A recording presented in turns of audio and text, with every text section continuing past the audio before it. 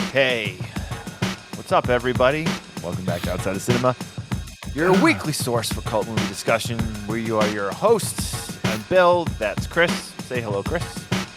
Hello. We are here to give you reviews on films. It's what we do. Yeah. Yeah. What we do. And this week, we are doing two films that are not well-known films by any stretch of the imagination. One of them I had on a list of things to check out because of the director, and then the other one was one that I'd come across a little while back, and I was like, this looks like it could be interesting. As we know, that works out like maybe half the time. So I think you're being generous, but sure. Yeah. So this week on the show, we are doing Dr. Tar's Dungeon?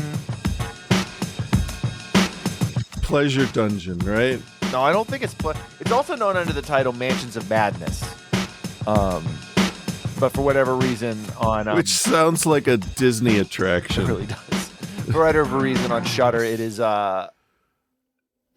listed under Dr. Tar's Torture Dungeon. Right.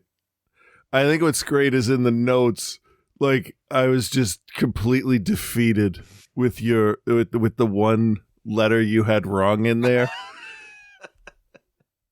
Because we got the two titles. The other one this week is called I Am ZoZo, and I immediately thought, well, that's going to be an Exorcist ripoff somehow. And you wrote Dr. Tart's Torture Dungeon. Well, I'm like, why the fuck do I...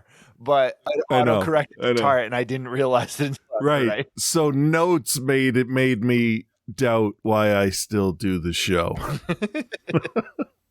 What I don't understand though is, the other title of that film is The Mansion of Madness, which is a better title, and it's also like that's like what it's known as, because I know like Mondo Macabro put out a DVD of it back in the day, and this film is directed by Juan Lopez Moctezuma, who directed Alacerda. So he's a Jodorowsky guy, and a fairly well-known like cult guy. So I don't know where the Dr. Tar's, probably I guess it came from, because it's loosely based on a Poe story, but okay, it's bizarre either way. So I'm sick today, and I'm not wearing my headphones, and it's really throwing me off. It's weird, isn't it? Yeah, because the dog's barking in the other room. It was also funny, too, when I signed on to the site, your mic was already on, and your dogs were barking in the background, and Bark heard them. And did one of those, looked up and then, looked around and then ran into the other room and started barking because he thought they were outside. So, yeah. So, the Mansion of Madness, also known as Dr. Tar's Pleasure Dome. And yeah, sure. There was another title it was known as, because didn't the title card come up and say something different? I got confused when I Am ZoZo had a full Spanish track and a full English track on Tubi as two selectable things. So I just gave up trying to figure out what was what. It was two different listings and two different titles. There was one that was just titled ZoZo, and then the other one was I Am ZoZo.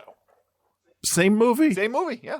Same movie. And how long did you try to put subtitles on for the Spanish one if you clicked on that one? For whatever reason, I got the right one, the English version first. Okay. And then noticed, I was like, is this the same movie? And then opened the other one. I was like, oh, it's the Spanish version of it. But that's, The Mansion of Madness, or I Am Dr.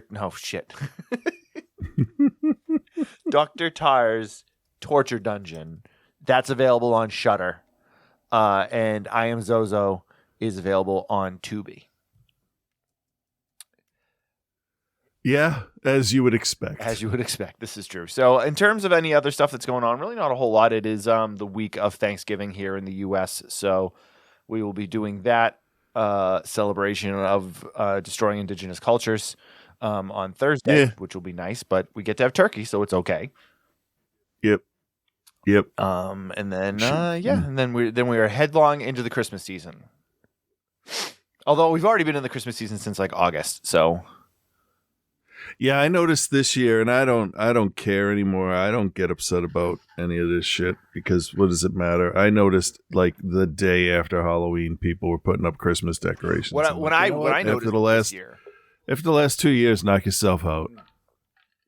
Right? Why not? Well, Let the 'em thing too have is it's like I don't really I'm a big proponent of celebrating one holiday at a time. But it. Yeah. I noticed it this year. I went into Target. I do work stuff, but I don't really go a lot of places anymore. Like I go to concerts and then like I go to Target, and that's what I do. But I was in Target like 2 weeks before Halloween, and they had already started to cut the Halloween stuff back, and it opened up 2 aisles of Christmas stuff. Yeah. Yeah. But it is what it is. mean- So what I just can't. They're trying to maximize their profit to keep the prices low. Blah blah blah. Inflation. prices so are low. So no, because they can't do anything. So all they can do is give a longer window to buy it. Yep. Maybe that'll help. Yeah. So I needed to buy a new I don't Christmas know. tree this year. We've had a fake tree for a number of years.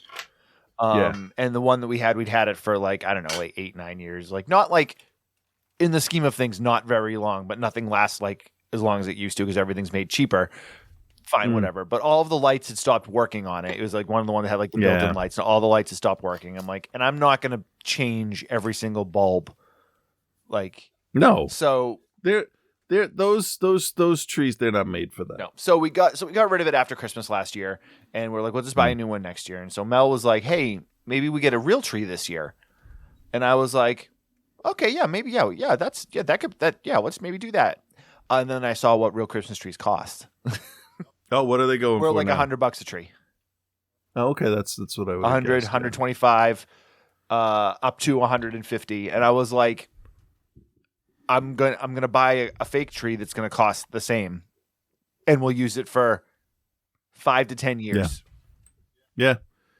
There was a place we used to go to north of where you used to live that had a live reindeer outside, and it was just this huge muddy lot, and trees were like $35. Yep, I remember At the most. spending $20 a tree. That's what they were. I was like, Yeah. $20, whatever. And they put it on your car for you, do all that. Yeah. Yep, nope.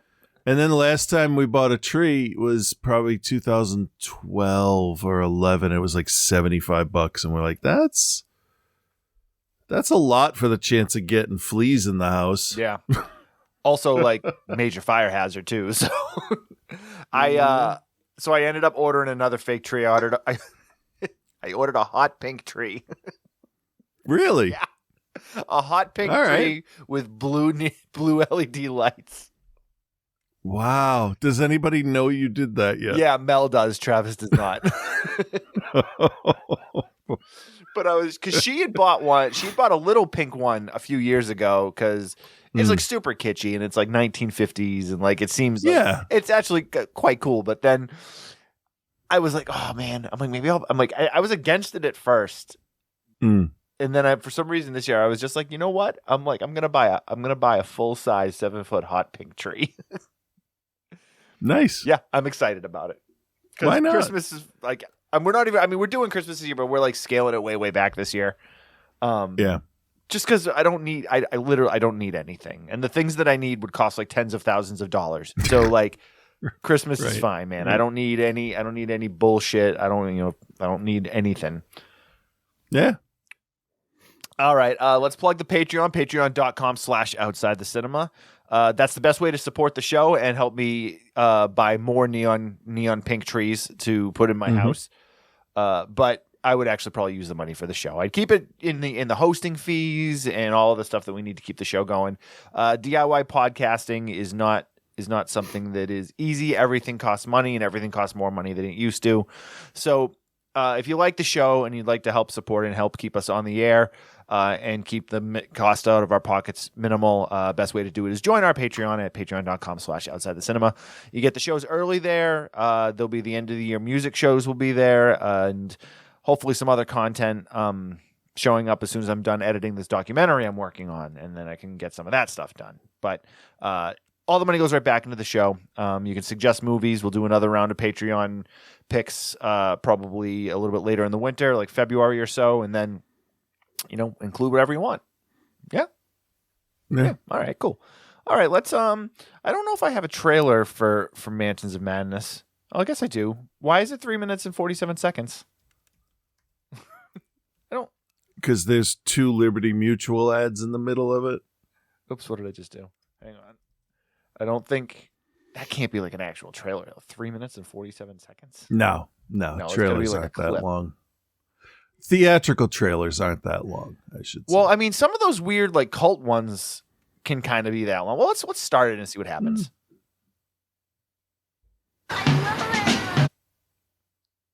Oh, it's that great ad where the guy adopts the dog and he's like, "Oh, so I have a dog," and then like by the end of the commercial, him and the dog are wearing matching clothes. Oh, have you seen that commercial? I think it's like a Honda. Hyundai. I was sent deep into the forest to seek out the master of an asylum and to find out what was happening there. If only I knew then what I was soon to find out.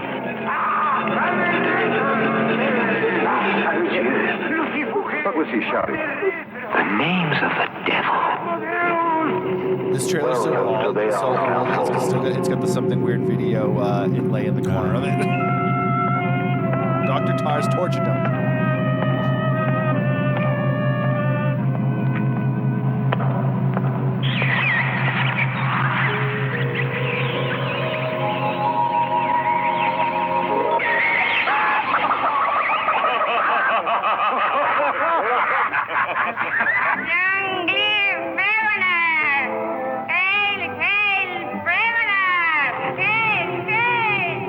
Once inside, it began, one shock after another.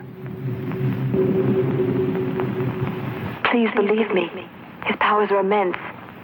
We are helpless before his evil. Ah, Monsieur Legrand and Eugenie. All right, that's enough of that. Yeah, that's fine. That's enough of that. Dr. Tar's Torture Dungeon is the cut version of this. The Mansion of Madness is the full uncut version of it. This is a Mexican production filled with mostly English actors and actresses. Most of the all of the leads are either American or English, and then most of the kind of stand-ins and the background characters are all Mexican actors and actresses. As we had said earlier on, Juan Lopez Moctezuma is the gentleman that directed this. He is best known as being an associate producer on El Topo, and he also directed Alucarda, which is a fever dream of a pseudo-vampire-esque story that was produced by Jodorowsky, or executive produced. He had something to do with it. He didn't direct it, but he was involved in helping it get to the masses. Right. Alucarda is a very good, bizarre art film. That's a fun one. Yeah, we covered it a while ago, probably maybe your first year on the show, I think. Yeah, it was early. Yeah. But it's excellent. It's excellent. I highly recommend checking that out. So that's why this film ended up on my list to cover at some point. So if you want to watch it, it is listed under the title Dr. Tar's Torture Dungeon on Shudder. I think Mansion of Madness, it might be on Tubi. I don't know if they're different cuts or not. Actually, yes, It's definitely on Tubi, but I don't know if it's a different cut. So either way, you're gonna get a lot of boobs. I don't know either. I couldn't tell. Yeah, I don't think it makes. It doesn't make a difference. So, the story of this is pretty simple. You have a reporter traveling via coach with one of his friends and his female cousin, and they are going. I don't know where they're going, but he was basically. So the Gaston is like, hey, can we stop at this the sanitarium that's run by Dr. Maillard? He apparently has some pretty crazy things going on there in terms of diagnosis and treatment. And so his buddy Eugene is like, hey, yeah, we could stop there. Why not? What? Why not? Why not? Let's just stop in this place where we put every person society doesn't like. what could go wrong? And the answer is everything. So they stop. Eugene decides that he's not going to go in. He's like, I don't actually go in. And then his cousin starts to get very sick. So he's kind of like, I have to tend to her. Here's my business card, though. If you show this to Dr. Maillard, he will be able to, he'll take you in and don't worry about it. Because they're friends. And that is a pretty key thing that he doesn't actually go in, but gives the card, because that's kind of how everything ends up happening. Yeah. Like, hey, my buddy works here. Why don't you go get him for me? But if he had gone in, none of the movie would have happened, because he would have been like, hey, you're not Dr. Maillard. Like, spoiler alert. And then from this point on, the movie is literally just a continuing array of showing people doing weird things, dressed in weird ways, and then basically just like it's an inmates running the asylum movie. Literally. Yeah, it's okay. It tries to be shocking, but it doesn't have the imagination to be. I think is what this movie gets to. I kept comparing this to the Ninth Configuration. Okay. Because it's the same inmates running the asylum. That's what we have. Okay. But in Ninth Configuration, I think you had complete characters. You didn't have the gay one, this guy, little Napoleon. You know, it was like they were stereotypes in this, but Ninth Configuration sort of, for some of the inmates, they got a full personality, and you felt more. It just felt more complete. This felt like look what we got now. Does that make sense? Like, this was loose. This was a much looser story where it felt like they were pitching ideas of weird things to do still related to the plot. So, I mean, this is, I don't know. No, you're not. You're on point, man. Because I felt the same way. This is based on a loosely based on an Edgar Allan Poe story, which I don't remember the exact title of the Poe story, but it was like Exorcist. No, The System of Dr. Tar and Professor Feather. Yes. I will look that up. Fair, because I don't know that story. But so as like, and I'm guessing after watching this movie, I still don't know that story. So no, I'm not familiar with it either. And from what I gather, it was pretty loosely based on it. Yeah. So I mean, you have the guy who's playing Dr. Maillard, who is actually Dr. Tar. I think, is that what it was? Why not? Sure. I don't remember, because by the end of the movie, I'm like, ugh.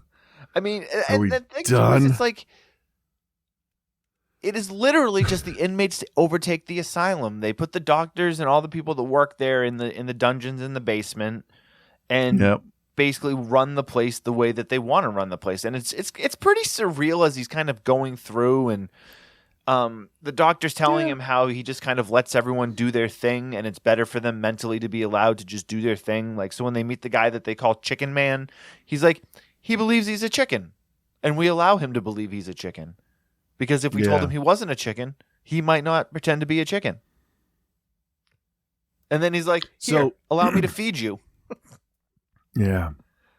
So the first line in the plot summary for the story is follows an unnamed narrator who visits a mental institution in southern France, known for a revolutionary new method of treating mental illness called, quote, system of soothing.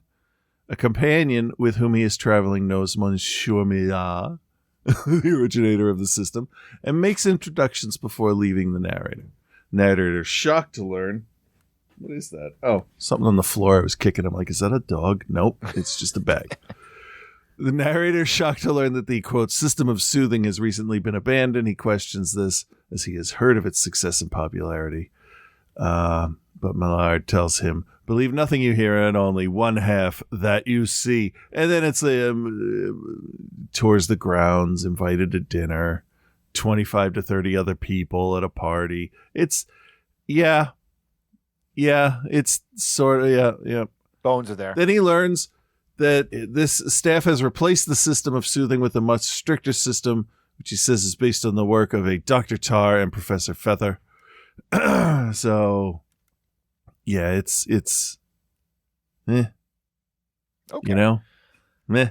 I mean, so I there's a reason we don't. There's a reason we don't know this is a Poe story, right. So I mean, as this film starts, I kind of like the idea of the journalist going in to try to get this expose on this mysterious sanitarium. He's heard of all these unconventional treatments and like, I like that idea. It's not necessarily the most original, but I mean, it's a good idea. Yeah. But the problem, I think, is that they immediately start to go with like kind of like weird. So like when they show up at the place, there's guys like dressed as like French revolutionary soldiers there holding guns on them. And then like the doctor just appears and he's like, "Oh, hey, no, hey, don't what are you doing?" Like, yeah. Also, the place kind of sort of looks like a ruins at times, it does, which is for sure, weird, especially as they get deeper into it, because they basically bring him in and bring him. The doctor brings him on like the grand tour of the facility or whatever. And it's the type of thing as they go further and further into the asylum, everything starts to get weirder and more disturbing. And then when he gets to the basement, he's just like completely turned off by what he's seeing downstairs of like a guy like strapped down and like people just like packed away. And then as we kind of learn what's going on is that when we learn that the patients have overrun the asylum, and the guy that's portraying the Dr. Malia role is kind of like named himself like the dictator of like it's very because it's supposed to be in France, so it's all very like Napoleonic in terms of like how it's being presented, and he's gonna change the world and they're gonna run the world the way that they're running this asylum so that everyone is free.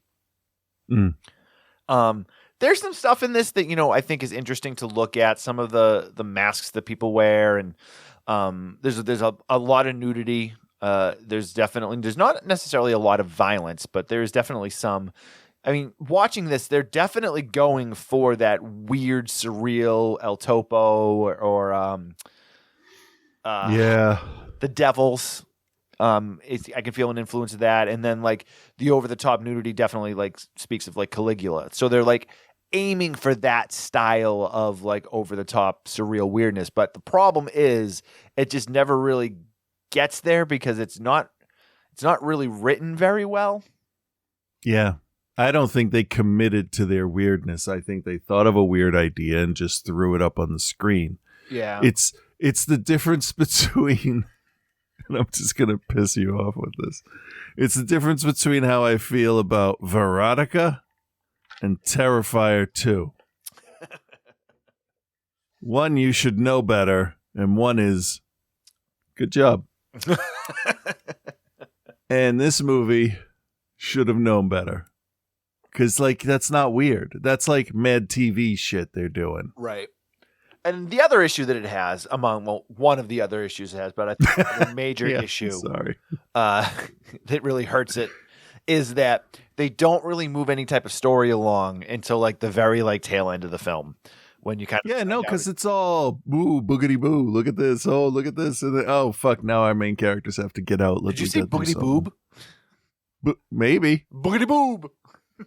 I would like to point out that there is now historical reference for Carla Del, whatever her name is, Enchantress dance in the first Suicide Squad movie. She borrowed it from here because there's a woman dressed in green doing some kind of twitchy dance just like she did.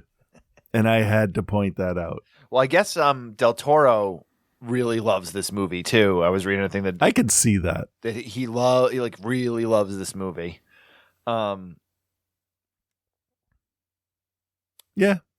it's all a gimmick though. Like, it's all gimmicky. Nothing like feels too. They don't commit to anything, like you said. It's weird, but it's not weird enough. And there's a few. Right, it's like, oh, look, this guy's gay, and I get it. Back then, that might have been a thing, but like. Yeah, being gay would get you put into an insane asylum, but like, what's scary about it? Yeah, it's definitely it's not a horror movie. Right, but it's not even like shocking. It's like, yeah, we know these guys are around. Yeah. But it's like the actions are so outrageous that they seem pedestrian. Does that make sense? Yeah. It's you know what it is? It feels like one of those rip-off shows like Brickleberry, where it's like, well, we know shocking people is a good thing, so we're going to do that, but you don't do it the right way. There's no context for it. It's just like all of a sudden there's somebody with 5 nipples and 3 boobs. What's the context? Why is this shocking? That's why Cronenberg is so disturbing, because he makes it personal. This is just like bloopers from X Factor or something. France Doesn't Have Talent in the Asylum is the name of this show. One thing that I found kind of weird is how it starts off and it feels like any other like Hammer horror movie, right? Yeah. Like it's got like English guy in a top hat, check. Tom Stagecoach. Tolles riding on a stagecoach. Yeah, check. I really thought, I had to look him up. I thought it was him. It really looked like him. Did, but I was like, okay. And we all know I'm not a huge, like, I respect Hammer horror, but I'm not really a huge fan of it. I don't really like that like snooty British horror stuff that's like very time period like aesthetically. Yeah. I respect it. I understand it, and I totally get why people would like it, just not for me. But then when the shit got weird, I was kind of like, there's 2 very different tones going on in this movie. The first 20 minutes or so is very like Hammer horror, and then all of a sudden you're like, this guy watched El Topo a couple times. Yeah. Yeah. And it's like watching a new artist bring something into what they do, and they haven't mastered it yet. And I'm getting back to, it wasn't weird enough. But it's a good start, I think, for trying to get that surrealism on screen. Yeah, it just didn't work. I agree with that. All right, well, let's grade it. All right, Chris, do you recommend, and what is your grade for The Mansion of Madness, The System of Dr. Tar and Professor Feather, or Dr. Tar's Pleasure Dome? I don't know. What the hell am I going to name? What the hell am I going to name? It's not Pleasure Dome. It's Torture Dungeon. But what am I going to name the episode this week? There's too many titles for this movie. MM cubed. Fair enough. Do you recommend, and what is your grade? I don't know if I can recommend this, because like I can recommend better movies than this that are like the same thing. Like I said in the beginning of the review with Ninth Configuration. So no, I'm not. This is definitely a good start to someone's filmmaking career. I think with filming it in real locations and having everybody get in there and just like for real, being honest, getting down and dirty in the sets, and like really, like the actors didn't show any hesitation. I got to give them that. They were all in. But it just didn't cross over that. When you hear inmates running the asylum, they're like, fuck, I'm going to move to the other side of the country now. This was just like, you want me to bring chips? You know? So, I'm going to give this a C-. It was fine. That's fair. But it's not weird. Don't expect weird. It's like beginner's weird. Yeah. So I'm going to... Which is fine. You know what? I'm going to give it a recommend. Okay. I know we kind of shit on it, but in comparison to a lot of stuff we've watched, this is not nearly as bad as some other films, because it does feel like they're moving towards something throughout the film, be it the story kind of takes a while to really get going. But I definitely think that it was a situation where like there was some stuff going on that was interesting. They kept it moving along. There wasn't really any point that I felt it slowed down too much, but it's definitely not. It's not the movie that it wants to be. I agree. That's a good point. It's weird, but it's not that weird. It's weird if you've never seen a weird movie before. Oh, okay. That's fair, yeah. Like if you've never seen El Topo, if you've never watched The Holy Mountain, or you've never watched anything by like Cronenberg or Lynch, you'd watch this and you'd be like, whoa, what's going on? Like this is weird. But like I watch it and I'm like, okay, it's trying to be weird. But it's not, Yeah. I mean, it's almost like doing even worse justice than saying that it's bad is saying that it's fine. Yeah. Thoroughly fine. Not awful, Yeah. not great.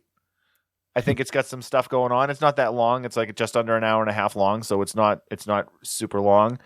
So I would say, let's see, as a grade about, you know what? I'll give it a C minus. I'll give it a C minus, which I think is fair, and I think it's worth checking out for sure. Yeah. Yeah. So we actually end up giving it the same grade, I know. but don't and do recommend it. I know, it's weird. That happens from time to time. I like that. All right, moving on to our next review today from 2012. I Am ZoZo, directed by Scott Delala, written by Scott Delala. I do have a trailer here for it. Let's see if we can get a commercial in here first. I cannot get rid of him. He's with me all the time. Constantly. He wants me to play his games. He owns me.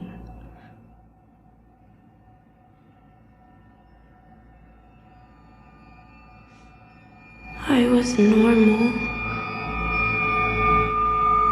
I was once normal.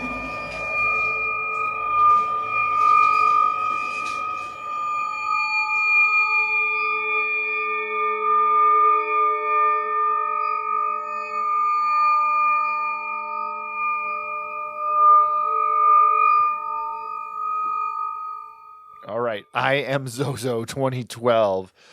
This one, I had come across it, and that trailer, like, pretty simple, but actually it's a pretty interesting trailer. So what drew me to this film, first and foremost, for a film made in 2012, it was shot entirely on 8mm film. So it's got a very, very specific look. It's also definitely shot on the cheap. It's got a small cast.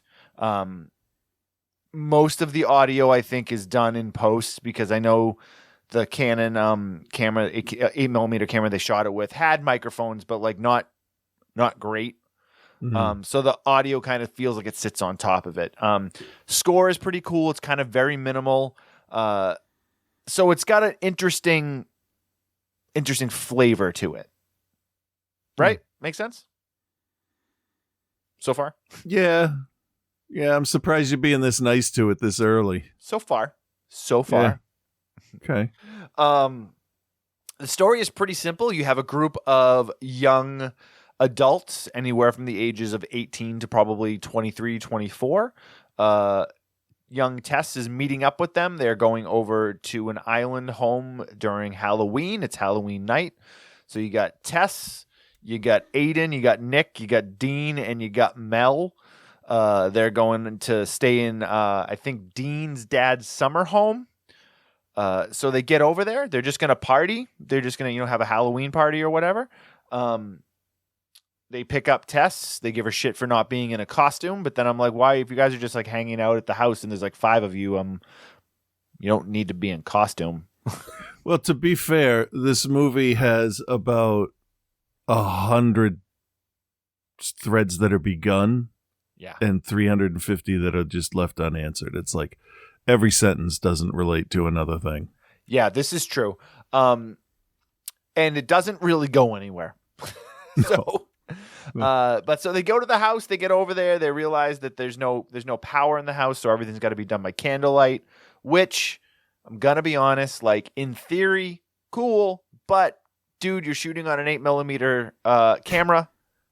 You need some extra lighting. You're not going to be able to shoot everything by candlelight and small little teeny lights because this film is dark. If it's not during, if it's the scenes that aren't taking place during the day, it is dark and everything is really just lit with their like phone cameras and whatever like flashlights or candlelight that they have. So yeah. They decide that they're going to do a Ouija board because that's what kids do. And as we know, it's never turned out okay in a film before. But you said they're in their 20s. Maybe. Those are still kids. If you're like 21, you're still a kid. Yeah. I love, and I've noticed this for a while, the sliding scale of what I consider a kid is definitely based on my age. Oh, you're 30, you're a based kid. on like how you act. Like you could be 50 and still be a kid. Obviously but there's like varying, insults along with the word kid. Could be fine. Could be a terrible insult. It's true. So they're drinking beers. And they bust out the Ouija board and start asking it questions, and then Mel's it's not even an official Ouija brand Ouija board. Yeah, it's some off-brand like homemade like K-Tel spirit enhancement board. It's not even a real board. It's just like a roll of wax paper, and you rip one off for every time you can use it. Mystic Oracle, I think is what it said. Yeah. Mystic Oracle spirit transmission system. So they're messing around with the board. Mel thinks that she's talking to her cousin. What an idiot. This is based apparently on a true story. Yeah, Ouija boards exist. There's the true story. Children will do dumb things. Yeah, they'll believe anything. So they ask it a bunch of questions, and then then stuff starts to get darker, and they start talking about death and killing, and then they're like, "Is this still Oliver?" And it's like, "No." Well, who am I talking to? And then it says, "I am ZoZo," and then the movie's over. Yeah. I mean, essentially, so then like weird stuff starts to happen, but the issue here is I have definitely some sense of like I will give you some space when you're a low budget filmmaker trying to make something that's got a different look, and you're doing something like shooting it on an 8mm film. So I expected the acting and the performances to be bad because you only got so much of that film. You only the got acting so many was takes you can take. bad. And knowing what this movie looks like and the budget that it probably had, they couldn't exactly like spend a lot of time taking 7, 8, 9, 10 takes on something when Tess messes up her lines, which she tends to do. But you know what they could have done? Practiced. I mean, they probably did, but there's a lot of line dialogue in this that's messed up. So the flow is kind of hurt by that. Oh, but wait. It doesn't matter. No, there's no excuse for the audio because it was all looped after. Yeah, but did they have enough shots to like focus on somebody else's face while somebody was talking? You know what I mean? Oh no, it doesn't. I'm talking just straight line delivery from them. You're right. Well, that would have changed a lot if they made it conversational instead of line reading, which is what it actually sounds like. It sounds like really literal line reading. It really does. So there's there's a lot of footage in this that looks really cool though. Like when they're outside with the 8mm camera, like walking through the woods and stuff during the daylight, like it looks cool. It's got. All right. I have a theory. Okay. This was filmed in 2 separate parts. Okay. The first stuff was the beginning and the end of the movie. Okay. The good stuff, right? The outside stuff, the montages that were in the middle, there were 2 that actually weren't bad. Yeah, they look good. Cooking the fish, like that stuff. I think the beginning and the end of the movie were filmed first, and I think the middle of the movie stuff was filmed after they had learned a lot about filmmaking, because it definitely looked different and better. And most of it shot during the daylight. And I noticed this. That's the thing. Like, it was a noticeable shift in overall quality. Right. So at that point, I was kind of like, you know what? They showed improvement. I don't think I can be that mad at this movie because like I'm watching somebody learn. And it was actually kind of fascinating now. It's not a good movie, but it's almost like watching, you know, the fast version of a behind the scenes kind of thing. Like this is how you make a movie, and this is how your first one will look. Right. Terrible. Right. What's interesting about it, though, as you kind of watch it, is that you can tell that they have a story that they want to tell, but they don't have a budget for any special effects or anything. So, like, they kind of just, like, do the least that they can. Yeah. While trying to drive the story along. But the problem is, if your story is you're summoning a demon through a Ouija board that's going to stick with you and is going to make you kill and, like, do all this stuff, you have to show that in some way. They never show the demon. There's a point where a guy says he saw a shadow in the bathroom, but we don't see it. No. And then and none of the stuff that this demon does really for most of the movie feels like anything that like any kind of supernatural thing needs to be there to do. My favorite part, I think, of the whole movie, though, is at the very end. So basically, you have your main character, Tess. She's now in a mental institution, and she's retelling the story. She starts the telling of the story at the beginning, and then at the end of it, like she's saying how, like, you know, ZoZo's always with me. I can't, like, he's just always telling me to play this game. And first of all, I'm like, what game? We never talked about a game. But then the guy that's like supposed to be the like psychiatrist or whatever, he's like, well, I'll take the mystical oracle board with me.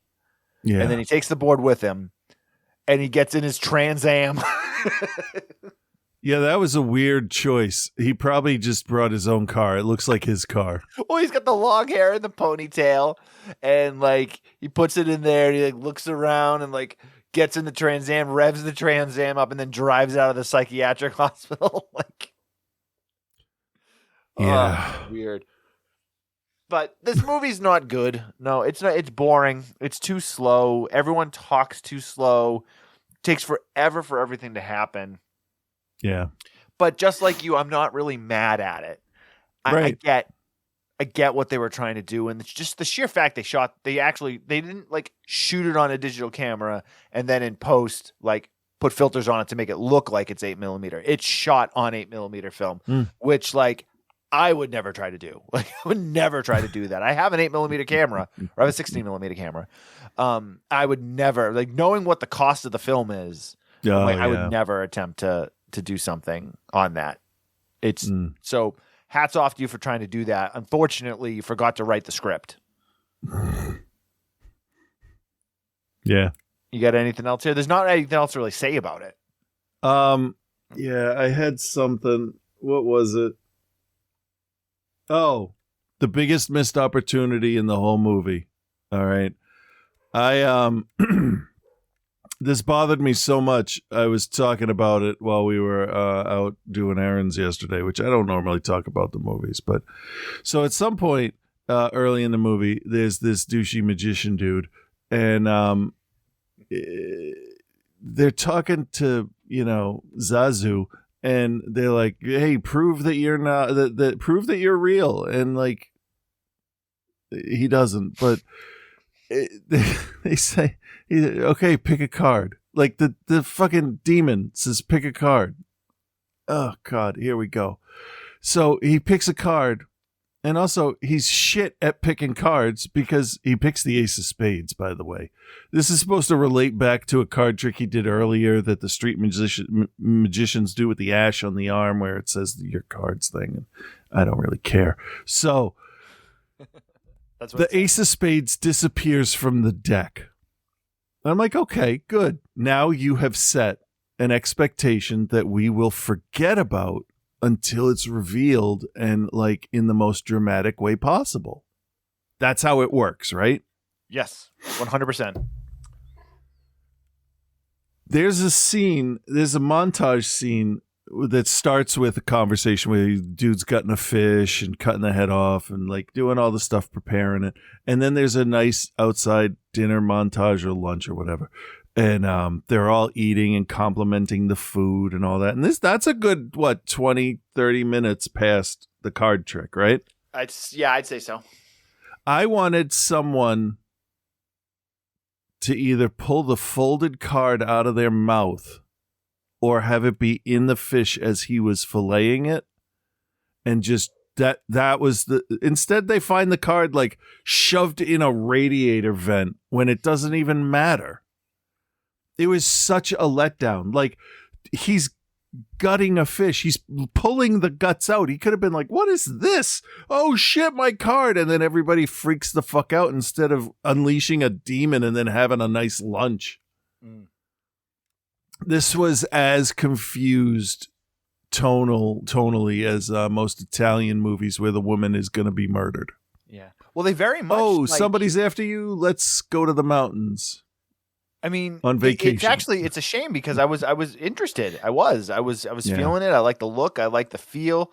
I mean, the slow burn, I was like, great. But then they like completely just stopped trying to like scare you or anything. Yeah. And just like, almost like they gave up on it. Like they were like, well, we got what we could. Let's just, like phone in what's left. It went into, we got to pad out the movie. The script wasn't long enough. So let's film us eating. Well, all right. So maybe that's why the card. That's why the card wasn't there. Do you recommend, and what is your grade for I Am Zazu? I mean, part of me does recommend it, but no. I mean, unless you want to watch a movie improve and then deprove, I'll make that a word. Right. Yeah. No, I think it's a pass from me, dog. And it's fine. It's just a C. It's fine. This movie is recommended only in the like maybe if you're like my setup in the studio here when I'm working during the day is I've got my computer right here in front of me and I've got like whatever editing and I do right here, but I have a TV in the studio too that's on the wall right here. Yep. You can put that on the TV with the volume turned like almost all the way down. And do your work and occasionally turn and be like, oh, that looks kind of nice. Yeah. Because the 8mm footage that's shot outside, it looks great. A lot of character. True. Nice, warm feel. But that's really all it offers. And the score is fine-ish. So, yeah. What did you grade it? Just a middle C. Like there's C. nothing offensive and there's nothing fantastic. C feels just right because it's just meh. I'm gonna go lower. I'm gonna go down to a D. Because and mostly just because they had an opportunity to actually do something pretty cool, but they just didn't do enough pre-production or script prepped or like any of the things that they needed to keep this engaging for another like 25, 30 minutes because it just completely falls apart. And then it doesn't conclude. There's no conclusion to anything that happens. True. It's like, what, does Zazu just give you a headache and then you play the cello? That's like that's what happens? I don't know. There's no stakes at all. No, they had talking fish. To him. Yeah. Get it? Steaks? No, fish. Yes. Yes. But I'm done talking about this movie now. All right, fair. Speaking of being done talking about movies, I don't know where that transition was going. Joe watched, Curse of Chucky? Is it Curse of Chucky this week? It could be, yeah. All right, let's find out. Well, hello, Bill. Hello, Chris. And hello, OTC Nation. It's your boy Joe here, and this week I'm hoping there's no dolls pissing themselves, because Bill made me watch Curse of Chucky. Okay, I'm finally in uncharted possessed doll territory. I wonder if that's the first time in human history that those words have been strung together in that order. Probably not. I'm finally in uncharted possessed doll territory. By that I mean, by the time Curse came out in 2013, I was pretty much done with all of this. Like a house party that has devolved into just drinking games and sob stories, I just went ahead and saw myself out without letting anybody know. But a wise man once told me it be like that sometimes. Sometimes you got to take a break from killer doll movie after killer doll movie. Like, how can I miss you if you never go away? I say that because now, revisiting the franchise after years and years and years of remembering that it existed, but not really giving a fuck, I'm actually looking forward to this. It looks like they at least tried to slap a new coat of paint on this late model sedan, and a few friends said this was pretty good. I told them, fuck you, I'll be the judge of that. You're not the one who had to watch Seed of Chucky a second time and try to be funny about it. Will this be a good time, like the first two and Bride? Or will it be dolls pissing themselves? I press play now to find out. Fellas, I think Chucky might be the good guy. No pun intended, in this movie.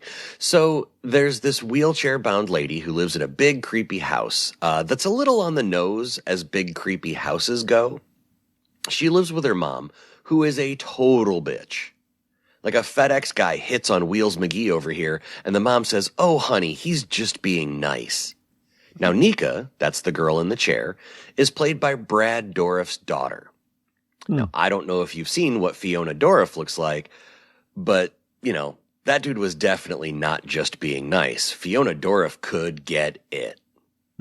No cap, as the kids say, and as my wife constantly asks me to stop saying.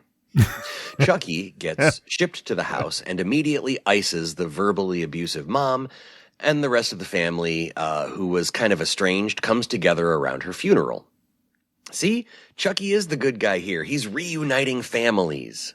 He's a healer. Also, pretty quickly, it's established that the rest of the family sucks as bad or worse than the mother.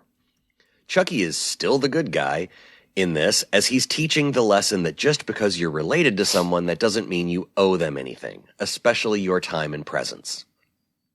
Like for you and I, that just means, you know, cutting off contact or maybe double checking who will and won't be at certain gatherings.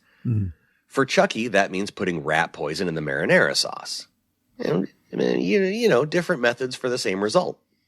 Also, his first victim is a priest, so Chucky's going vigilante in this one. I'm not saying murdering bad guys is morally justifiable.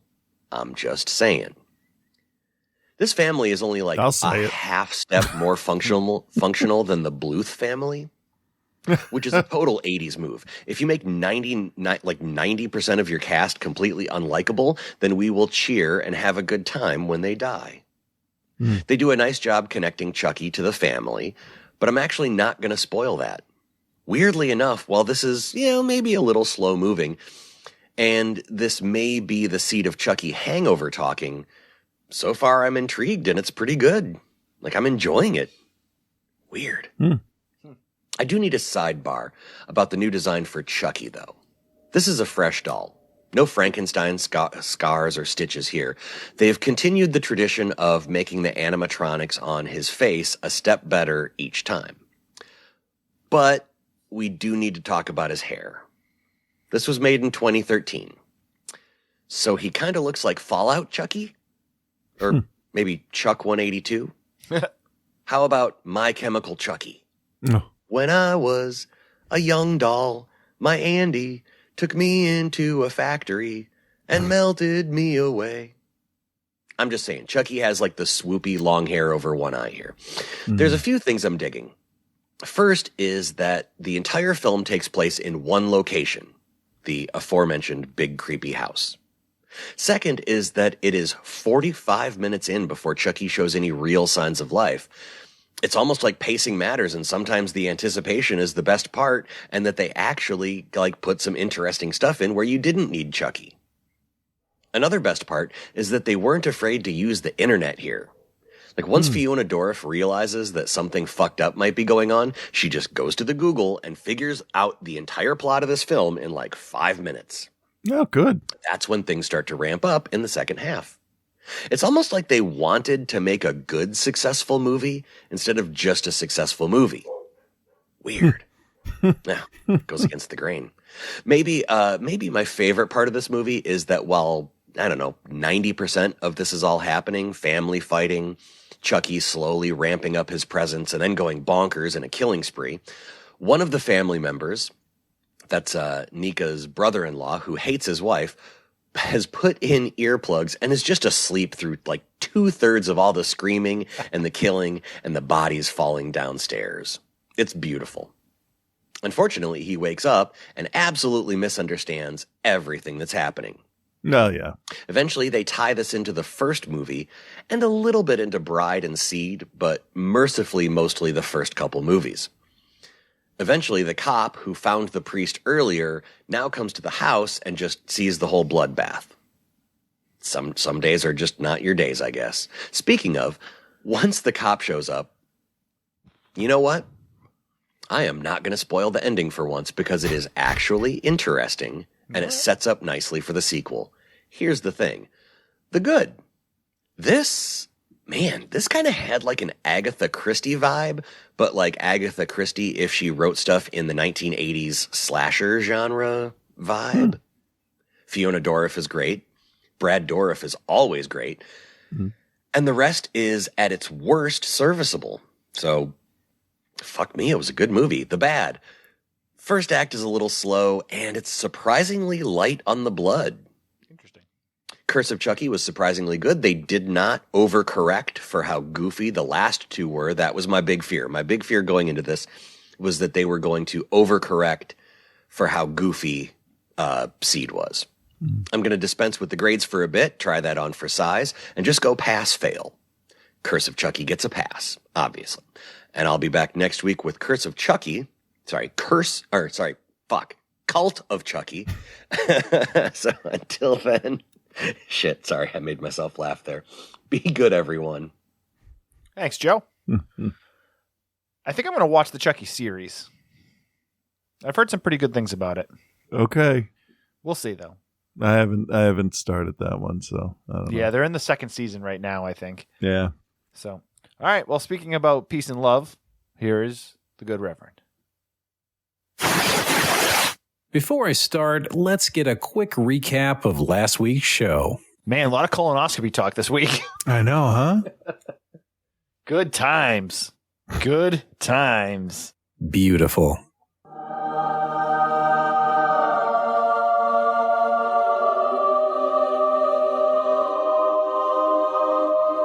What? Yeah. Holy shit. Yeah.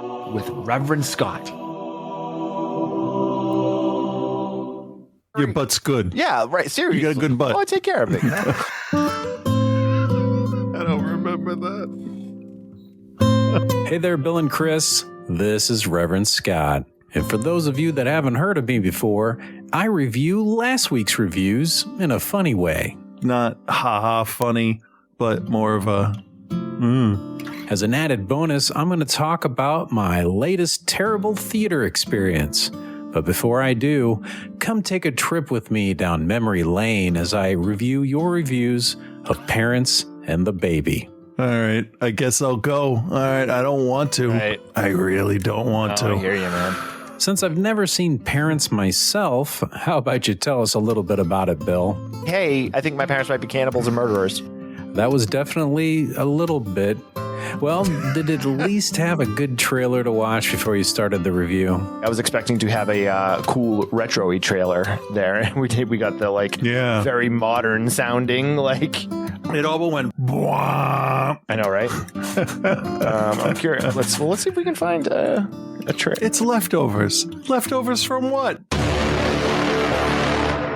This movie helped to quickly establish a theme to last week's episode. Doesn't really do anything other than be a little weird. Oh, it was weird, huh? Yeah, it's a safe weird. But how weird? Just such really fucking weird. Okay, I get weird, but was it bizarre? Certifiably bizarre. But was it weird and bizarre in a good way? Sure didn't sound like it, but it was still fun to listen to, so I give Parents a C-, but the review gets a straight B. B for bizarre. And what do you get when you put two B's together? You get BB. the baby. All right, here we go. Right from the start, Chris was making sure to hold back his true opinion as to not spoil the review early. The I baby. hate this movie. I just hate it with every fiber of my being. Based on an episode of My Strange Addiction on TLC, the baby is about a 20-something-year-old man that's pretending to be a baby. And then it gets real weird from there, Chris, right? Yeah. I mean, technically, he's a baby, so it's only a little weird. Oh, you want a little weird? Here you go. Here's a little weird. Yeah. So, was it weird or was it bizarre? Bizarre, man. This is a weird one. Okay, but was it strange? Very, very strange. Because of the baby noises? The noises that he made pissed me off immediately. I hate them. Despite all that, this movie has given us something epic. A sound clip that will live on forever in infamy because it can be used for every review of every cult movie from now until the end of the show. I completely understand why it's a cult movie, and I'm not going to argue that because it makes sense. But I don't have to like it, and I definitely don't. So I'm giving it a D-. Fair. Legendary. I give it an A-. And I also give your review an A- because just like Hellraiser, your pain is my pleasure. And speaking of pain, I recently spent some time at my local IMAX theater to see Black Panther: Wakanda Forever. Before I get into that, I will start this by saying that the passing of Chadwick Boseman was very tragic, gone too soon, and he was a tremendous loss. And it also made me very curious as to how they would continue on with making a Black Panther sequel despite that. Like, how do you do that? What is gonna what next? It doesn't make sense. And I think it was done in the most respectful way that it could have been done by having the movie begin with his death. It happens off screen. There's not anything with him. There's no CG version of him or superimposed him into shots or anything like that. It's all done pretty respectfully. And then they give the Marvel logo at the beginning the Stan Lee treatment, only with Chadwick Boseman instead. And I very much like that aspect of the film on how they try and work in his sister's struggle to figure out how she's going to cope with his loss and all the things that go along with that in regards to her place at Wakanda and her station in life and just how she's going to handle those feelings. Or at least I would have enjoyed that aspect of the movie had there not been a group of teenagers in the theater laughing during every quiet scene and belching randomly and just talking about whatever the fuck. It just kind of makes me wish that their parents had been there and so their parents could be thinking to themselves, oh shit, yeah, we gotta fix that. Or like, yeah, I know my kid's a psycho, please help me. Yeah. I had a similar issue during my last IMAX viewing of Black Adam, with the guy behind me that was high on something, just saying nonsense for hours. You'd hear things like, oh, shit, man, maybe I shouldn't have had that triple baconator. Yeah. Which the triple baconator is, that's a clutch burger. And it wasn't just a few times. This went on for the whole 2 hours and 40 minutes of the runtime.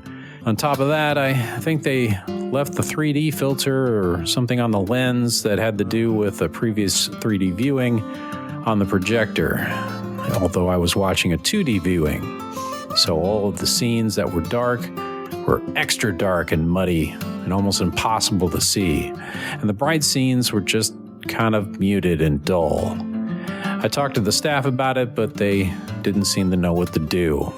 I'm like, hey, can you fix your IMAX picture so I can, see it? I don't think so. Back to the movie itself, there's also another plot line about Namor and vibranium and keeping it from the rest of the world and revenge and some other stuff. There's a few cool things here and there, but most of the action was pretty mind-numbing. It felt like action for action's sake, and it just went on Wakanda forever. Ugh. At the end of the day, Black Panther 2 didn't really impress me. It was incredibly too long at 2 hours and 40 minutes, plus previews and such, so you're there at least a good 3 hours. It handled a tough situation well with the loss of their lead actor, but almost everything involving the action fell kind of flat for me. Obviously, I didn't have the best experience in the theater, and that's not the movie's fault, but I don't think it would have blown me away either way. I think if I do give it another shot, I recommend you do the same that I'm going to do and just wait and watch this on Disney+. Overall, I give it a C+.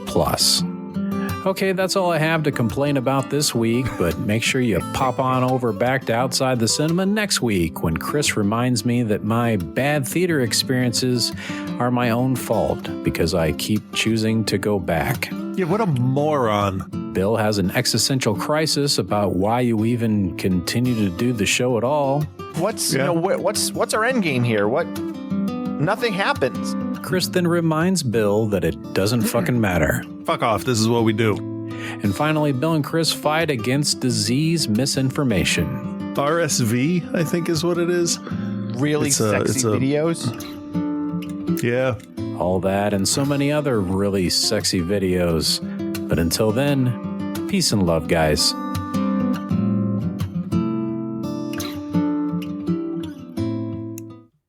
Outside the Cinema. Yeah, what is the point of this? Go ahead. No, I mean, I can't. I'm sorry, I can't answer that. I don't know what the point is.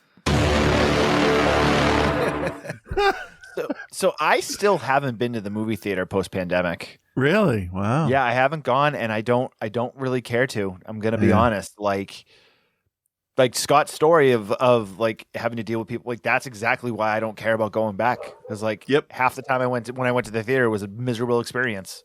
Yeah. So I'm not going to spend $100 to go, which costs more, right? To go to the movies on a Friday night or buy a Christmas tree? Well, how many people? Well, I have a family of 3. So if 3 of us wanted to go to the movies, would it be cheaper than buying a real Christmas tree? Are you getting popcorn and stuff? Yes, we are each going to you could get 2 trees probably for like $75 a pop at BJ's or Costco. For the price of seeing a movie that you may or may not like. Oh, there you go. With that said.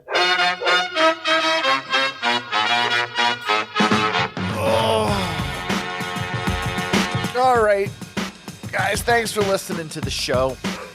Next week, we'll be back with some more reviews. Mm-hmm. If you're an American, I hope you enjoy your Thanksgiving. Spend some time with your friends and family. If you have a cold, lay on the couch, because that's what I'm going to do as soon as I'm done talking. Join the Patreon at patreon.com/outsidethecinema. Follow Chris and I on Instagram at OTCBill and at Cthulhu. Mm-hmm. And you can join our Facebook group on Facebook. Just go into groups and search Outside the Cinema. Some minor discussion going on there currently about things that you might find interesting. Yeah. That's pretty much all we got for this week. You got anything you want to add real quick? Not really. All right, then. Thanks for hanging out, everyone, and we'll talk to you next week. Bye.